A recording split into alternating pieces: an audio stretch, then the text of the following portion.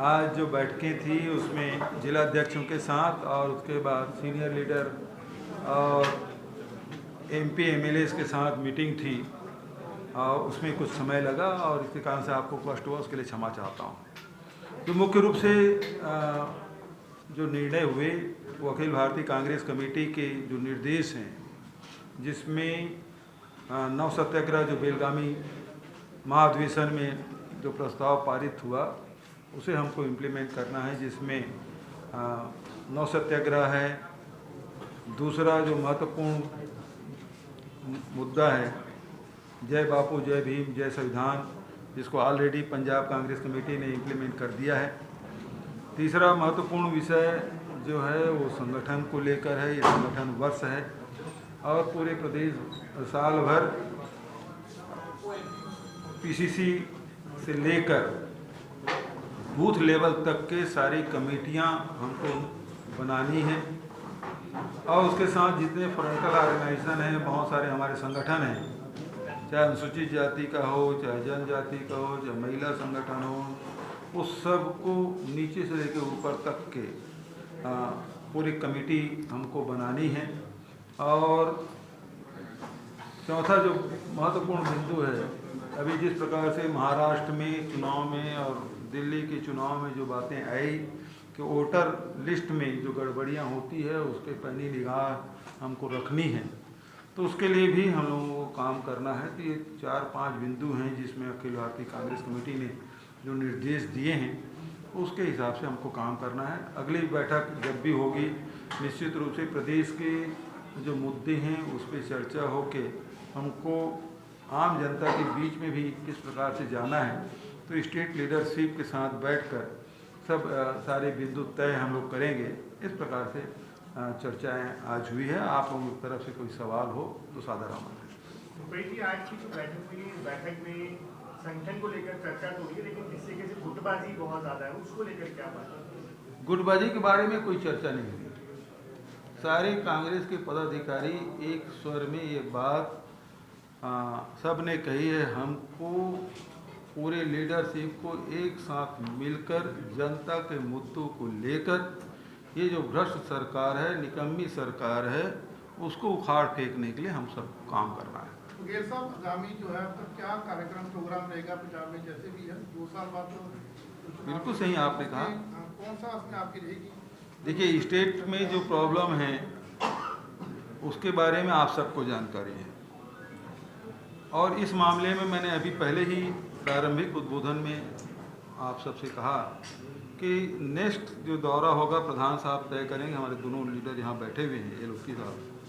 तो जब भी दूसरे दौरे में जब मीटिंग में आऊँगा तो वो सारे एजेंडों पे हम लोग चर्चा करेंगे, डिस्कशन करेंगे, दिन भर बैठेंगे पूरे स्टेट लीडरशिप और सारे फ्रंटल ऑर्गेनाइजेशन अलग अलग उनके समय देंगे और बैठक की चर्चा करके एक तय करेंगे कि किस बिंदु को हमको पहले लेके जाना है, किन किन बिंदुओं को लेकर हमको जनता के बीच में जाना है, संगठन कैसे मजबूत करना है। इस पे हम लोग बहुत विस्तार से चर्चा करेंगे अगली बैठक। सर, लुधियाना का चुनाव जो है वो भी लोग तो नहीं आता, लेकिन आम आदमी पार्टी ने अपना उम्मीदवार घोषित कर दिया है। आगे चुनाव वही है, देखा जाए उस पर लेके, क्योंकि आशु जी भी उसमें पहले चुनाव लड़ते थे, लेकिन अब कब तक अपना उम्मीदवार वो तो घोषित कर चुके हैं। देखिए, कांग्रेस पार्टी का क्या? वो चुनाव भी हमारे लिए महत्वपूर्ण है और इस मामले में बहुत जल्दी स्टेट लीडरशिप नामों को तय करके जो केंद्रीय नेतृत्व है उसके पास ले जाएंगे। लेकिन अभी जो वहाँ कैंडिडेट डिक्लेयर किए हैं उसमें जो चर्चाएं हो रही है, क्योंकि आम आदमी पार्टी और उसके नेता केजरीवाल जी विधानसभा चुनाव हार गए हैं, तो किस प्रकार से उसको अपर हाउस में भेजा जाए उसके जुगाड़ वो लगा रहे हैं। और इस कारण से राज्यसभा के जो सदस्य ऑलरेडी है उसको कैंडिडेट डिक्लेयर किया है। तो इसका अर्थ ये है कि केजरीवाल के बाद भी उसके नेता नहीं मान रहे हैं। नहीं तो उसको डिक्लेयर करने की क्या ज़रूरत थी? उसको बोलते कि इस्तीफा दे, और अपने नेता के लिए इस्तीफा भी नहीं दे रहे हैं। इसका मतलब आम आदमी पार्टी में अंदर खाने में सब कुछ ठीक नहीं है। आज आपने देखा होगा पूरे पिछले 2 दिन से पंजाब सरकार की तरफ से वॉर ऑन ड्रग्स जो है वो कैंपेन लॉन्च किया गया है और ड्रग्स का सफाया हो जाएगा पंजाब से, और कांग्रेस सरकार के ऊपर भी बोला था कि कांग्रेस सरकारों ने कुछ नहीं किया और अब वो करके दिखाएं। सरकार बनने वक्त कहा था 1 महीने में कर 3 साल तक के क्या करते रहे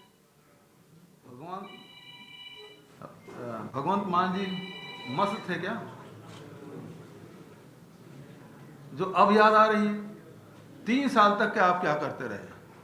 आपके सरकार में ड्रग माफिया फूलता फलता रहा, तब आप कुछ नहीं कर पाए, और आपके पास कौन सी जादू की छड़ी हो गई जो 3 महीने में आप खत्म कर देंगे? आपके पास कार्य योजना क्या है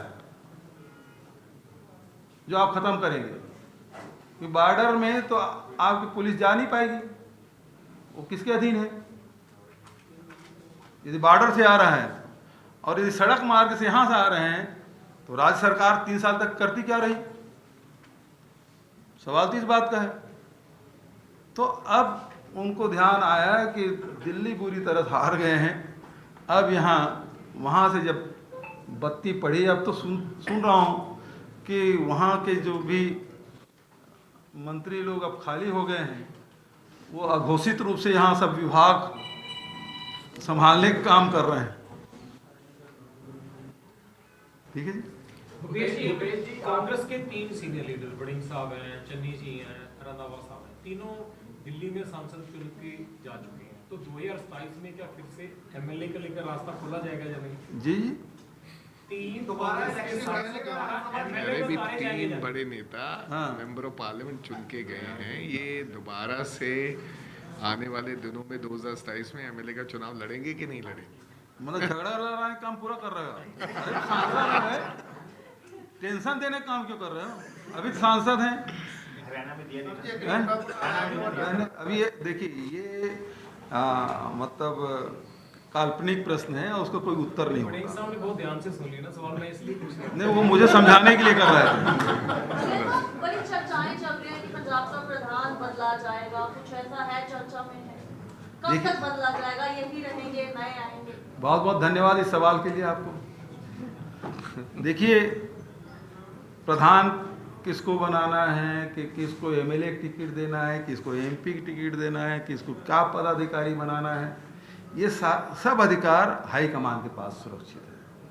वही किसी को जनरल सेक्रेटरी बना रहे हैं, किसी को जिले के प्रधान बना रहे हैं, किसी को कुछ बना रहे हैं, तो जिम्मेदारी उनकी है।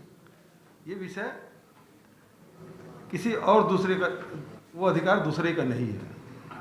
और मैं आपके माध्यम से कहना चाहूँगा कि हाईकमान का पूरा विश्वास वरदहस्त हमारे प्रधान पर भी है और एलओपी पर भी है। इसमें कहीं कोई किंतु परंतु नहीं है।